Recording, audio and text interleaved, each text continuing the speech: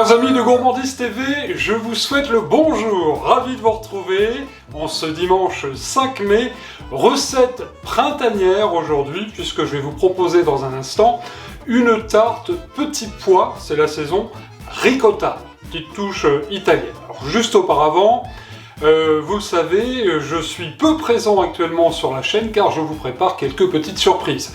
Un peu plus de recettes au fil des semaines qui arrivent.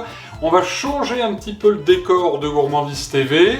On a mis en vente beaucoup d'objets qui ont été dans les tournages des recettes, des assiettes, des plats, des ustensiles de cuisine, bref, il y en aura pour tout le monde. Et si vous aussi vous souhaitez acheter un petit morceau de Gourmandise TV, eh bien la mère Mitraille vous propose, avec moi bien sûr, de vous rendre sous le lien qui est dans les commentaires de cette vidéo. Car en effet, vous avez plus de 80 annonces sur le fameux site Le Bon Coin. Cet aparté étant fait, on passe tout de suite à la recette.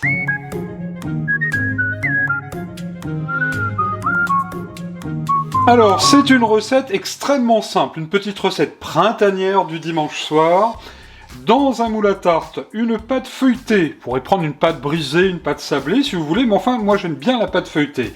Alors, une pâte feuilletée du commerce, il y en a de très bonnes aujourd'hui, vous le voyez, donc je l'ai piquée à la fourchette, et puis je l'ai froncée. Vous voyez, j'ai fait un joli petit décor, il n'y a pas de perte, hein, tout le rouleau y est.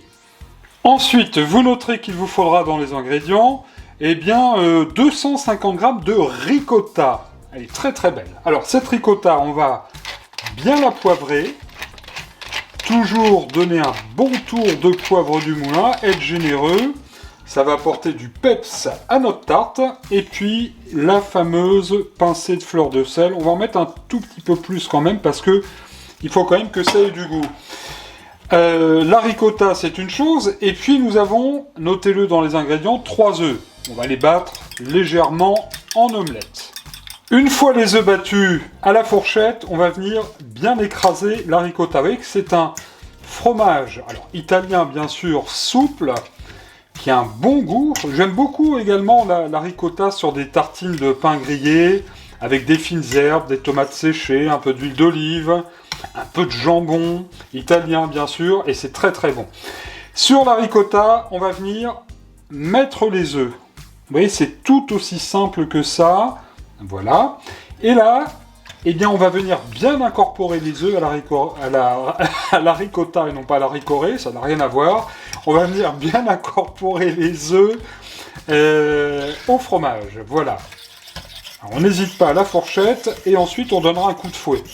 Voilà, je finis avec le fouet et vous le constatez, ça vous donne voilà, une belle pâte bien lisse. Alors c'est un petit peu comme une migaine dans l'est de la France. Mais là, c'est la migena. C'est la migena italiano. Voilà. Là, c'est parfait. Cela étant fait, on va venir incorporer les petits pois. 250 g à peu près de petits pois. Alors, petits pois frais, c'est la saison. Petits pois surgelés. Petits pois en boîte, ça va très très bien. Il m'en restait d'hier soir que nous avons écossé avec la mère Mitraille.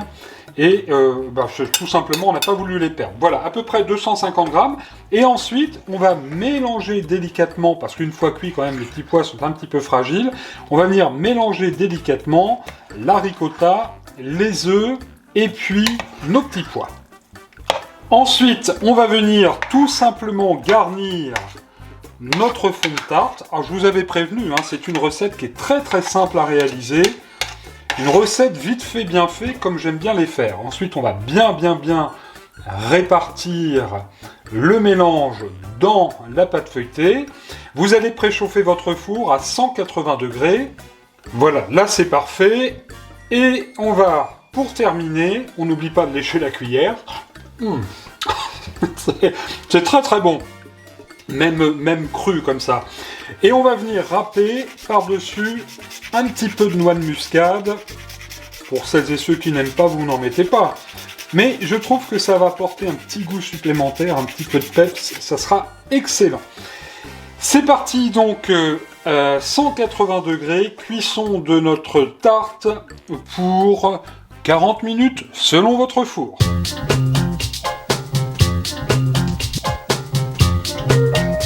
Notre belle tarte vient juste de sortir du four, ça a un petit peu monté comme un soufflé, ça sent très très bon et je pense qu'on va se régaler. Regardez, on voit bien les petits pois de ci de là, notre pâte va être croustillante, un vrai régal.